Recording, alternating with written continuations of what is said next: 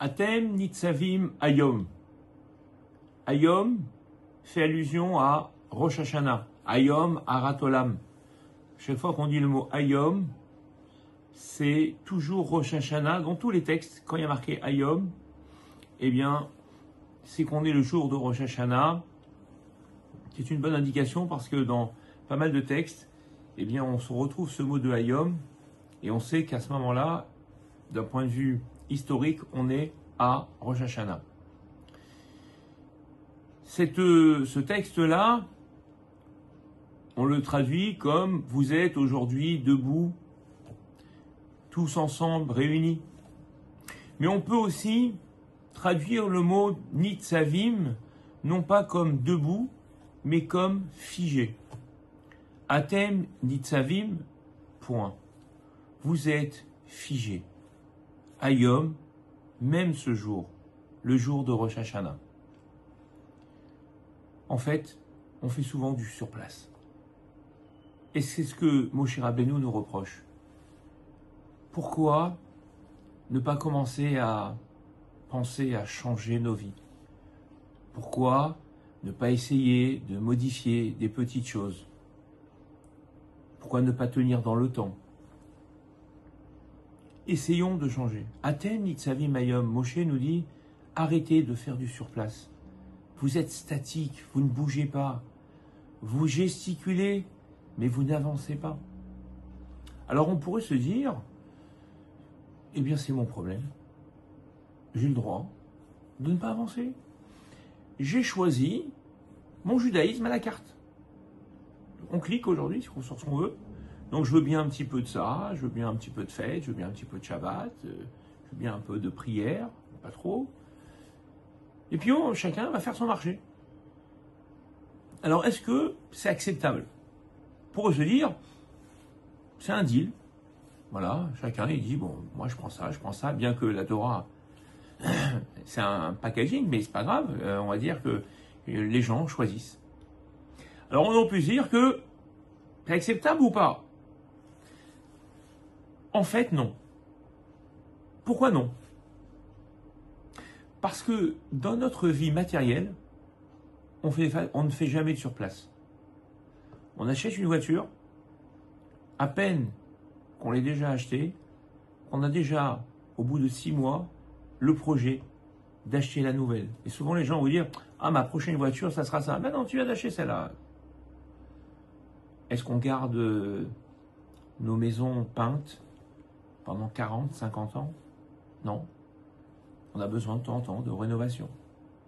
On a besoin de temps en temps de changer des meubles, même s'ils sont encore corrects. On a besoin de changer d'habits, même s'ils sont encore métal. En fait, dans nos vies matérielles, on avance sans arrêt. On évolue.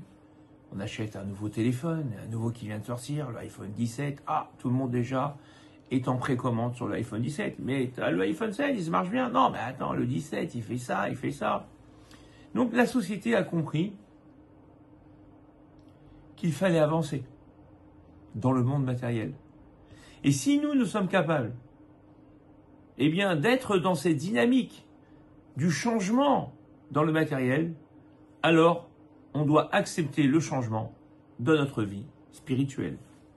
Donc, il n'est pas acceptable que quelqu'un nous dise « Moi, je me contente d'un judaïsme tel que je l'ai taillé ». Ça, c'est pas possible, puisque dans notre vie matérielle, on n'en est pas capable d'en faire autant. Et en fait, pourquoi on n'évolue pas? Parce qu'on ne se rend pas assez compte de l'importance des petites choses. Des toutes petites choses qu'on peut faire. Parfois, il y a des choses pas très compliquées qui sont accessibles, que tout le monde pourrait faire si on acceptait de faire ce petit effort. Ce jour-là, le jour de Rosh Hashanah, c'est ce que Dieu nous demande. Parce que le shofar qu'on se fasse sonner à Rosh Hashanah, eh bien on le sonne du petit endroit.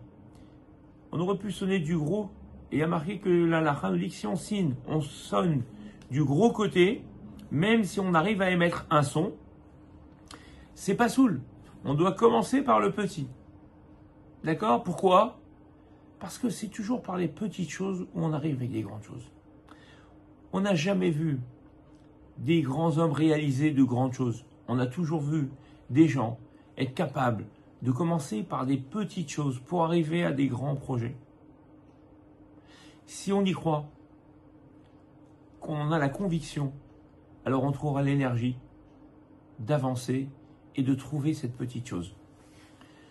Pour illustrer cette petite chose que nous pouvons faire, j'ai lu une histoire d'un homme qui avait, Rosh Hashanah, décidé, il n'était pas du tout dans la religion, mais il a décidé de faire mincha.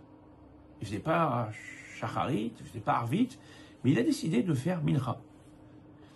Et donc, l'année 5785 arrive, il a décidé de faire mincha, il avait décidé de prendre cette décision tout simplement parce que ses bureaux étaient au-dessus d'une synagogue et qu'il y avait en mincha, c'était facile pour lui. Voilà qu'un jour, il descend pour faire mincha et le minyan avait déjà commencé, il était presque au début de la Hamida. Du moins, ils avaient commencé à entamer le début de la Hamida. Et là, il se dit, ah bah, je vais prendre au milieu, précis, mais j'ai pris une décision dans ma vie, c'est de faire mincha. J'ai dit que je vais faire mincha à moitié, non, je vais faire mincha entier. Donc, il décide d'aller dans une autre synagogue. On est en Israël, il va dans une autre synagogue, et là, dans cette autre synagogue, contrairement à la sienne, entre mincha et arvit, il y avait un cours de Torah.